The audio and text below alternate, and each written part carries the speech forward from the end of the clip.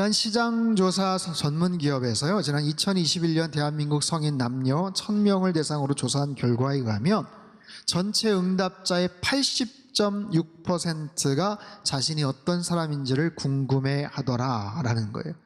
77.7%가 자신의 성격에 대해서 궁금해하더라는 거예요. 자기 자신이 스스로의 성격에 대해서 자신이 어떤 존재인지에 대해서 관심을 갖고 궁금해하더라는 거예요. 나는 어떤 사람인가라는 질문을 자주 한다라는 거죠. 내 자신이 누구인지를 아느냐 하는 것은 여러 가지 그런 방식들이 있고 누군가를 통해서 비추어진 내 모습을 우리는 발견할 수 있지만, 내 자신이 어떤 존재인지에 대한 가장 정확한 발견은요, 사실 성경 말씀에 기초를 합니다. 하나님의 말씀을 통해서 우리는 알 수가 있어요. 이게 뭐 교회고 내가 목회자인 설교를 하면서 하는 그런 이야기가 아니라, 여러분 상식적으로 한번 생각을 해보십시오. 우리는 이 땅에 어떻게 해서 보내진 존재일까요? 어떻게 해서 태어났고 어떻게 해서 내 생명과 호흡을 시작하게 되었을까요? 하나님께서 천지를 창조하셨고 우리 자신을 만들어 주셨다면, 여러분 우리를 만드신 분에게 질문하는 것이 가장 정확한 대답이고 지혜로운 그런 대답이 아니겠어요? 어떤 물건을 구입했어요. 새로운 신제품을, 신상을 구입했어요. 그것을 제대로 사용하기 위해서는 반드시 제품 사용 설명서를 알아야 되고 읽어야 됩니다. 거기에 나와 있는 꼼꼼한 내용들을 제대로 파악하면 제대로 사용할 수 있는 것과 같은 이치예요. 여러분, 그렇기 때문에 성경에서 말하는 인간은 어떤 존재인가? 나는 누구인가? 우리들은 어떤 존재인가? 여러분, 성경은 굉장히 심플하게 하지만 단호하게 말합니다. 인간은 죄인이다라는 거예요. 그리고 죽을 수밖에 없는 존재다라는 거예요. 여러분, 모든 사람에게는 치명적인 두 가지 문제가 있어요. 죄의 문제와 죽음의 문제입니다. 아담의 원죄로 인해서 태어날 때부터 죄를 갖고 태어납니다. 그것으로 인해서 죽음을 맞닥뜨릴 수밖에 없어요. 우리 이 사실을 분명히 알아야 되고 인정해야만 합니다. 인간은 죄인이라는 사실, 그로 인해서 죽을 수밖에 없는 존재라는 사실을 깨닫고 그것을 해결하기 위해서 어떤 노력을 기울이는가? 그렇기 때문에 우리들은 가장 먼저 인간은 철저하게 타락한 존재이고, 우리 스스로는 절대로 의롭게 될 수가 없고 우리 스스로 구원받을 수 없는 그런 존재임을 우리는 분명히 인정해야만 합니다. 이런 많은 철학자들이, 인문학자들이, 아니면 소설이나 아니면 여러 가지 그런 서적을 통해서 인간이 어떤 존재인지를 규정을 하고 나름대로의 어떤 타입들을 이야기하는 경우들이 있어요. 니체라는 철학자가 그에 져서 짜라투스라는 이렇게 말했다 해서 사람의 단계를 세 가지로 분류를 합니다. 바로 낙타와 사자와 어린아이예요. 낙타는 뭐냐면 짐을 싣고 사막을 건너가게 해도 아무 말도 못하고 그저 복종하는 인간을 지칭합니다. 사자의 단계는요, 무력하게 따라가는 것에서 벗어나 반항을 하죠. 해야 한다라는 의미를 가진 용, 드래곤의 강압에 맞서서 부정하고 투쟁을 합니다만, 하지만 반항만 할 뿐이지 결국에는 고통과 허물을 느껴요. 그러나 마지막 단계 어린아이, 이 세 번째 단계는요, 삶을 놀이로 파악하고 그것을 즐깁니다. 끊임없는 놀이를 통해서 질리지 않고 긍정하며 자신만의 낙관적인 그런 가치들을 새롭게 만들어가죠. 여러분, 이런 논리라면 누구든지, 야, 나는 낙타는 싫어, 나도 사자도 싫어, 나도 어린아이와 같이 그런 속박과 규율에서 벗어날래, 진정한 자유를 찾고 싶어, 그래야 인간다운 거야, 그렇게 사람들은 로망을 꿈꾸고 일탈을 꿈꿉니다. 하지만 여러분, 이 논리 안에는 굉장한 허점이 있고요, 자칫 대단히 위험한 논리예요. 왜냐하면 안 그래도 세상은 끊임없이 네가 인생의 주인이야, 네가 원하는 대로 살아, 네가 느끼는 것이 옳아, 네가 살아가는 것, 네가 느끼는 것 그대로 해. 여러분, 계속해서 잘못된 정보와 거짓된 메시지를 주입시킵니다. 안 그래도 죄가 철철 넘쳐나는데 죄된 욕망을 끊임없이 자극하고 고삐 풀린 야생마처럼 제멋대로 살아가라고, 감각적으로 욕망과 이기심대로 살아가라고 그렇게 주장을 해요. 니체의 말처럼 낙타와 사자의 단계를 넘어 어린아이의 단계가 된들, 그게 자신을 규정하던 속박하던 거기에서 벗어나서 자유와 행복을 얼마나 가져다 줄 수 있을까요? 물론 일시적인 자유를 얻을 수 있겠죠. 일종의 해방감이고 일탈 속에서 벗어나서 짜릿한 어떤 쾌락과 행복을 느낄 수도 있을 거예요. 하지만 거긴 진리가 없어요. 거기서 구원을 얻을 수가 있을까요? 그렇지 않습니다. 결국에는 현실로 돌아와야 해요. 그리고 자신이 저질렀던 것에 대해서 꼭 직면해야 되고 지은 행동에 대해서 책임을 져야 됩니다. 그리고 자신이 저질렀던 죄에 대한 처벌과 심판을 받아야죠. 여러분, 세속적인 문화, 세상적인 가치관 속에서의 이런 인간 해방이나 자유와 행복에 대한 이런 이기적인 권면들은요, 잘 보세요. 그 결과에 대해서는 절대로 책임지지 않습니다. 부추기고 자극을 할지언정 거기에 따른 결과는 나도 모르겠다는 거예요. 나는 알 바 아니다. 그건 네가 알아서 해야지. 그 무서운 심판에 대해서는 부인하거나 외면합니다. 때로는 아니라고 거짓말을 하거나 그럴듯하게 포장을 합니다. 아무런 해법이 없습니다. 그렇기 때문에 그 어떤 인간의 주장도 어리석고 무책임합니다. 그리고 때로는 대단히 악합니다. 그렇기 때문에 우리는 성경의 말씀에 귀를 기울여야 돼요. 성경의 말씀이 때로는 아프지만, 때로는 듣기 싫을 수도 있겠지만 하나님의 말씀 앞에 서야 됩니다. 너희들은 죄인이다. 반드시 죽는 존재다. 내 안에 죄의 문제가 우리를 얼마나 힘들게 하는지, 그 죄로 인해서 나만 힘듭니까? 내 주변 사람들을 어떤 모습으로 파괴를 하는지, 그리고 그 문제를, 죄의 문제를 해결하려는 것이 얼마나 힘든 일인지, 얼마나 불가능한 일인지, 그래야 그 문제 앞에서 해결책을 고민하게 되고 절대로 인간의 노력으로 풀 수 없음을 깨닫게 되고, 그래야 예수 그리스도를 이 땅에 보내주신 하나님의 사랑이 얼마나 큰 것인지를 알게 되고, 십자가에 달려 죽으신 주님의 은혜가 얼마나 놀라운지를 우린 비로소 알게 되는 거예요.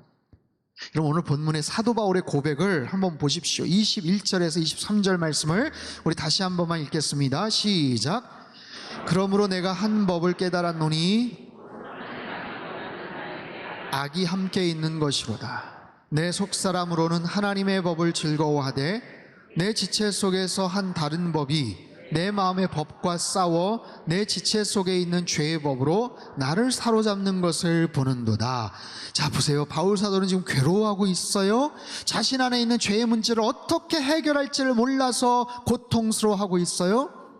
사실 본문에서의 이 바울은요, 예수님 안에 있는 일찍이 주님을 만났던 그런 사람이에요. 아니, 예수님 만나기 전에는 바울 사도는 철저하게 율법에 사로잡혔죠. 자기 의에 사로잡혔죠. 왜곡된 종교주의자로서 교회를 핍박하고 크리스찬들을 박해했던 그런 인간적인 그런 삶을 살지 않았습니까? 하지만 그러다가 다메섹 도상에서 예수님을 만나게 되고, 자기가 걸어왔던 길이 삐뚤어졌던 길이라는 것을 알게 되고, 자기가 열심히 하나님 사랑한다고 했던 그 일이 오히려 하나님의 마음을 아프게 했던 것이고 예수님을 핍박했던 그런 일이라는 것을 깨닫습니다. 철저하게 회개하고 통곡하고 자복하고 길을 돌아서서 이제는 최선을 다해서 복음을 전하죠. 최선을 다해서 교회를 세우죠. 편지를 써가면서 사람들을 양육하죠. 가장 모범적인 크리스찬의 모습으로 살아갑니다. 그럼에도 불구하고 그의 안에 있는 죄의 문제로 인해서 지금 괴로워하고 있어요. 이미 구원받은 존재임에도 불구하고, 이미 최고 높은 수준의 크리스찬임에도 불구하고 그 죄의 문제가 너무나도 힘들었던 거예요. 여전히 죄된 갈등이 있고 욕망이 있더라고요. 스스로를 이기지 못하는 부분들이 있더라고요. 이것을 가리켜서 사망의 몸에 갇힌 존재로 표현을 합니다. 복음의 놀라운 능력과 은혜를 경험했음에도 불구하고 여전히 자신은 사망의 몸에 갇힌 존재라고 고통스러워하고 있어요. 24절 말씀 같이 읽습니다. 시작. 오라 나는 곤고한 사람이로다. 여러분, 이 사망의 몸이라는 것은 결국에는 죽을 수밖에 없는 자신의 모습을 사망의 몸으로 표현하는 게 아닙니다. 여기서 이 표현은요, 여러분, 로마 시대에는 굉장히 다양한 사형 제도가 있었어요. 많이 알려지진 않았지만 가장 잔혹한 사형법 중에 하나는 뭔지 아세요? 사형수를 죽은 송장과 꽁꽁 묶어두는 거예요. 그래서 서서히 죽게 만듭니다. 이미 처절하게 죽어서 썩어 들어가는 송장을 살아있는 사람은 그냥 묶어버려요. 그리고 내버려둡니다. 여러분, 그것이 얼마나 무서운 일이겠어요? 얼마나 비참하고 얼마나 잔인한 일입니까? 그 시신에 썩어지는 생긴 그 병균이랑 그 모든 것들이 옮겨서 그냥 서서히 그게 죽어가는 거예요. 바울 사도는 지금 그것을 얘기합니다. 사망의 몸, 죄의 문제를 해결한 줄 알았는데, 그 속에서 자유케 된 줄 알았는데, 지독한 죄의 권세가 마치 썩어있는 시신이 자기와 꽁꽁 묶여져 있는 것처럼 옴짝달싹할 수 없는 모습으로 자신을 붙잡고 있더라는 거예요. 여러분 보십시오. 2000년 기독교 역사상 가장 위대한 석학이요 신학자요, 가장 위대한 선교사요, 역사적인 업적을 남겼던 바로 그런 사도 바울 아닙니까? 그럼에도 불구하고 자신 안에 있는 내면에 있는 죄의 문제를 어떻게 해결할 수 없어서 이렇게 고통스러워하고 있어요. 그런데 하물며 바울 사도 자체가 이 정도인데 주님을 전혀 알지 못하는 사람들, 철저하게 세속적인 가치관에 사로잡혀 살아가는 사람들, 죄된 것에 대한 아무런 꺼리낌이 없는, 도덕적인 양심에 찔림이 없는 그런 모습으로 살아가는 사람들은 도대체 그 문제를 어떻게 해결할 수가 있겠습니까? 여러분, 성경은 하나님께서 인간을 흙으로 창조하셨다 말씀을 하세요. 우리 흙으로 빚어진 존재입니다. 그리고 이 땅을 한평생 살다가 죽으면 한 줌의 재로 또한 흙으로 돌아가는 거예요. 여러분, 장례식장에 가서 영정사진 앞에 놓여있는 그 모습 속에서 장례의 모든 절차 과정들을 통해서 인간이 얼마나 허무한 존재인지, 얼마나 연약한 존재인지, 화장을 하고 나서 정말 한 줌의 재로 돌아간 그 모습들을 보면 얼마나 허무합니까? 여러분, 그런 모습으로 살다가 가는 거예요. 흙에서 비롯돼서 흙으로 돌아가는 거, 한 줌의 재가 되는 거예요. 그런 인생, 그런 허망한 인생인데 살다가 수도 없는 죄를 짓고 그 죄의 문제를 해결하지 못한 채 죽는 거예요. 여러분, 죽으면서 끝납니까? 죄가 되면 그냥 없어져 버립니까? 그렇지 않아요. 그 죄에 대한 무서운 심판을 받아야 되는 거예요. 그런데 아무런 해결책도 없이 그렇게 세상을 살다가 한 줌의 재로 흩어져 버리고 심판을 받아야 되는 그런 존재, 이것이 얼마나 두렵고 얼마나 불쌍한 거예요. 여러분, 지금도 세상에 너무나도 많은 사람들이 자신이 어떤 존재인지를 알지 못하고 그 문제를 어떻게 해결할지조차도 알지 못한 채 그렇게 살다가 그렇게 아무런 대책도 없이 살아가는 수많은 사람들, 자신이 누구인지를 몰라요. 죄의 그 심각성을 몰라요. 죽음의 그 고통의 문제를 잘 몰라요. 너무나도 무지하고 너무나도 무력한 것이죠. 죽은 시신과 같이, 송장과 같이 꽁꽁 묶여져서 사망을 향해 치달을 수밖에 없는 그런 존재라는 것, 그조차도 알지 못하고 그 틈새에 또 죄가 주는 쾌락을 쫓아서 욕망에 눈이 멀어서 고통 가운데 살다가 사망 권세, 지옥 심판을 받을 수밖에 없는 것이 우리들의 실존의 모습이라고 성경은 아주 단호하게 이야기를 하고 계세요. 여러분, 우리들은 그런 존재였어요. 적어도 하나님 알지 못했던 과거에 우리들은 그런 모습으로 살았었어요. 아무런 대책도 없이 살아갈 수밖에 없는 그런 우리들을 향해서 주님이 찾아오셨어요. 하나님이 찾아오셨어요. 죄범한 인간에게 하나님이 찾아오셔서 부르셔요. 아담아, 네가 어디에 있느냐? 여러분, 이게 은혜이지요. 아담이 잘못했다고 하나님 죄송해요, 잘못했어요, 용서해 주세요, 아담이 찾아갔던 것이 아니라 죄범한 아담은 두려워하고 숨어 지내던 아담과 하와를 하나님이 부르시고 찾아 나서셔요. 아담아, 네가 어디 있느냐? 여러분, 이게 놀라운 은혜요, 하나님의 기가 막힌 사랑인 줄로 믿습니다. 여러분, 집 나간 탕자를 기다리시는, 언제나 같은 자리에서 기다리시는 아버지를 한번 생각해 보십시오. 얼마나 못된 아들입니까? 얼마나 괘씸한 녀석입니까? 쓰레기 같은 인생을 살다가 죄범한 모습으로 털레털레 온갖 악취를 풍겨가며 그렇게 힘없이 다가오는 그 아들을 먼발치에서 바라본 그 아버지는 혼내키려고 하는 것이 아니라 그곳에 가서 와락 그 아들을 끌어안고 옷을 입히고 신발을 신고 가락지를 다시 채워주고 기가 막힌 음식을 공개하면서 다시 그 아들의 자리를 회복시켜주는 것 아니에요? 제가 할 말이 없습니다. 아버지, 별 면목이 없습니다. 저를 그저 품꾼의 하나로 써주십시오. 이 말 자체도 하지 못하게 그저 와락 끌어안으시고 자녀의 권세됨을 회복시켜 주셔요. 여러분, 이게 얼마나 놀라운 은혜입니까?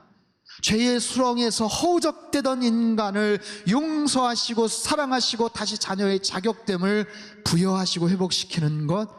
사랑하는 성도 여러분, 죄인 되었던 우리들을 구원하셨고 자녀라고 불러주시고 천국 백성 삼아주심에 여러분 감사하며 살아가시기를 주님의 이름으로 축복합니다.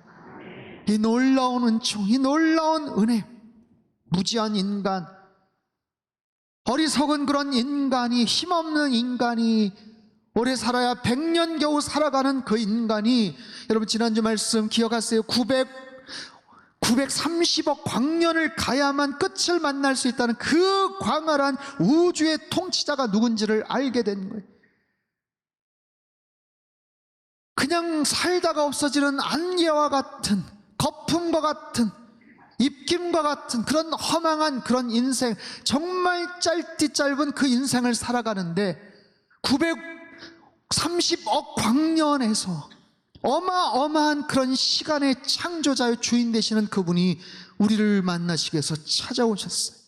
무한대의 시간 속에 살아가는 그 하나님의 영광을, 그 진리의 빛을 알게 되었어요. 여러분, 이게 얼마나 신비한 일이에요. 여러분, 그 광활한 우주에서도 지구라는 별은 얼마나 작습니까? 그 지구에서도 대한민국은 얼마나 작은 나라입니까?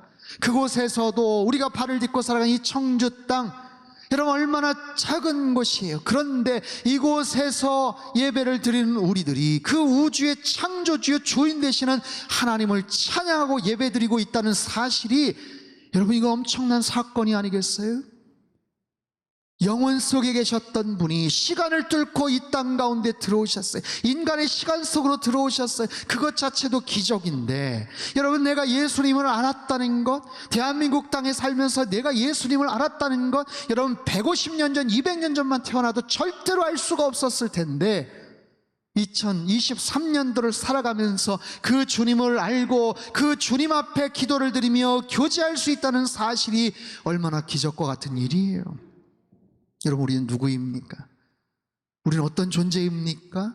여러분, 성경은 인간이 죄악과 절망 가운데 있지만 처절한 타락된 존재였지만 예수 그리스도 안에서 구원받을 수 있음을 선포하고 있어요. 우리는 여전히 죄인이에요. 하지만 주님 안에서 의롭게 된 존재라고 말씀을 하십니다. 죽을 수밖에 없는 존재였지만 예수님 안에서 변화되고 구원받고 자녀되고 하나님 나라의 백성이 되었음을 주님께서 선포하시는 거예요. 여러분, 예수 그리스도 보혈의 능력으로 죄인에서 의인으로 구원받았음을 여러분 믿으시기를 바랍니다. 예수님 십자가의 권세로 우리 모두는 하나님의 자녀가 된 것을 여러분 확신하시기를 바랍니다.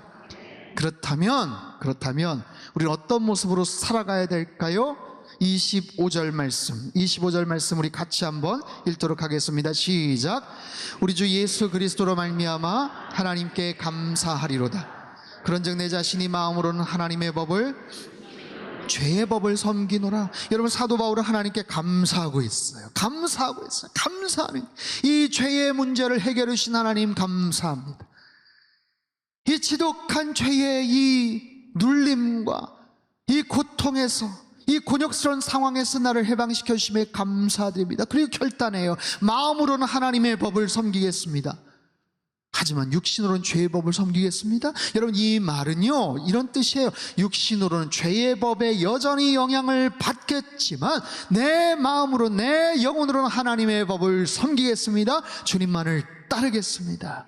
그리고 이 모든 것을 승리케 하시는 그 성령 하나님에 대한 놀라운 찬양을 이어지는 8장에서 이렇게 고백을 합니다. 8장 1절 2절 우리 큰 목소리로 같이 한번 읽죠. 시작.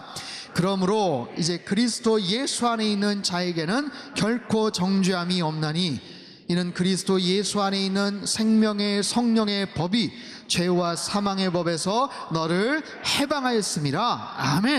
아멘. 여러분, 결국에는 그 모든 죄의 속박과 고통에서 우리를 승리케 하시는 분이 성령 하나님이시다라는 거예요. 온갖 종류의 죄와 사망의 법이 우리를 작용하고 우리를 속박하고 우리를 짓누르겠지만 그것을 넘어서는 또 다른 초월적인 생명의 성령의 법이 작동하고 있다라고 지금 말씀하고 계셔요. 사랑하는 성도 여러분, 잘 기억을 하십시오. 우리는 누구입니까?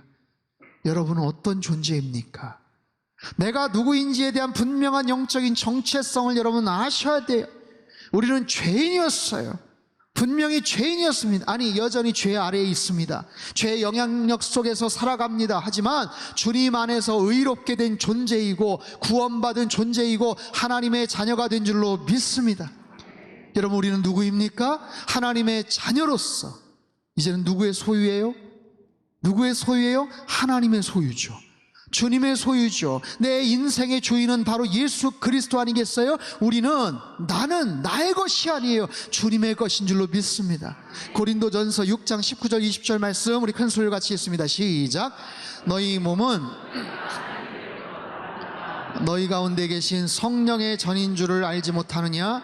너희는 너희 자신의 것이 아니라 값으로 산 것이 되었으니 그런즉 너희 몸으로 하나님께 영광을 돌리라. 아멘. 여러분, 이 말씀을 잘 기억을 하십시오.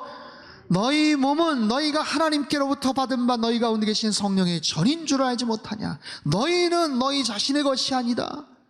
값으로 산 것이 되었으니 그런즉 너희 몸으로 하나님께 영광을 돌리라. 너희 자신의 것이 아니라 하나님의 것이다. 너희가 마음대로 할 수 있는 소유권이 없다. 그분이 값을 지불하여서 너를 샀다. 그분이 너의 주인이시다.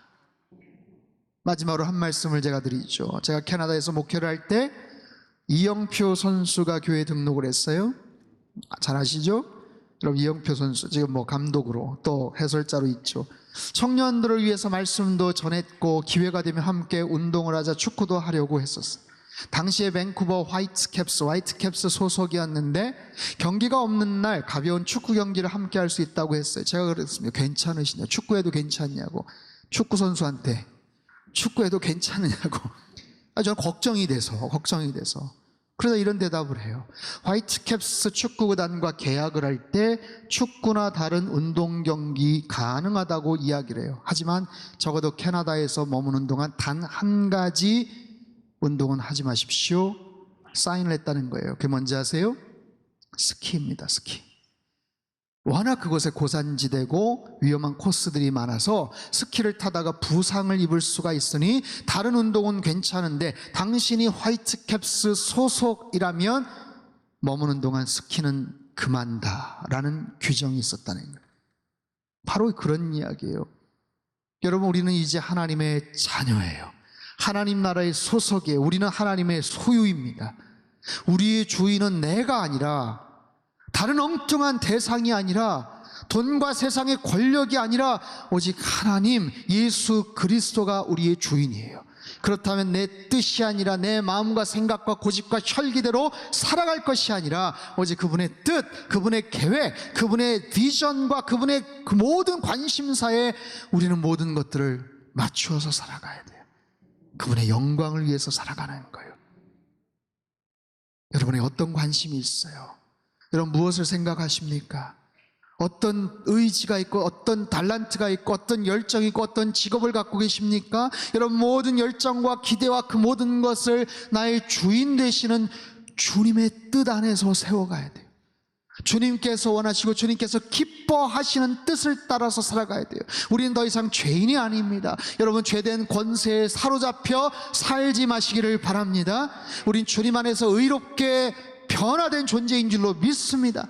하나님 자녀됨의 특권과 권세를 누리며 살아가시기를 바랍니다. 이제 우리 인생의 주인은 내가 아닙니다. 주인 되시는 오직 예수 그리스도의 그 뜻 안에서 살아가는 거예요. 일평생 하나님께 영광을 올려드리는 그런 삶으로 모든 것들을 그곳에 포커스온하고 인생의 내비게이션에 다른 새로운 주소를 거기다가 치고 그 주님의 뜻을 향해서 하나님의 영광을 위해서 달려나가시는 저와 여러분의 삶이 되시고 선교적 교회 우리 상당교회가 되시길 주님의 이름으로 축원합니다.